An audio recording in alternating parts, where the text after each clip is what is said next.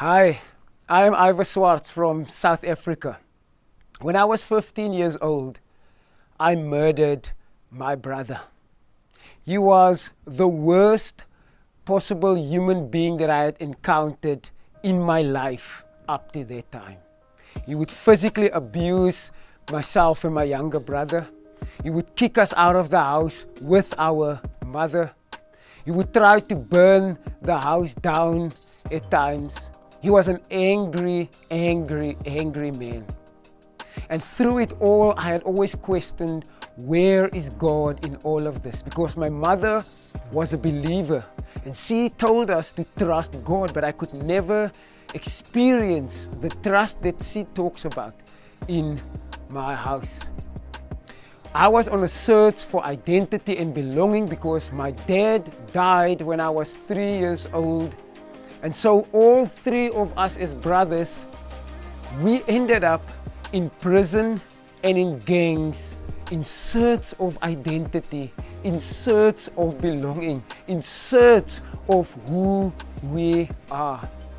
And that night when a friend and we shot my brother, that very night I was filled with so much hatred, so much anger, so much bitterness towards my brother, towards life who's been unfair to us, towards God who could never show up in our house. There was once when my brother burnt out tattoos on our younger brother's legs with melting plastic, and there was no God to show up in our lives in that moment.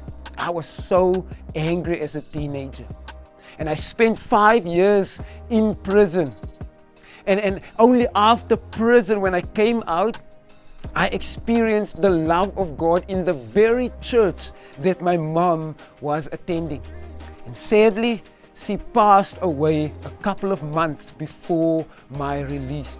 But she had this one deep desire, one prayer that she asked the church to pray with her every single day, and that is that I would get to know the loving, compassionate, gracious Abba Father that she had known.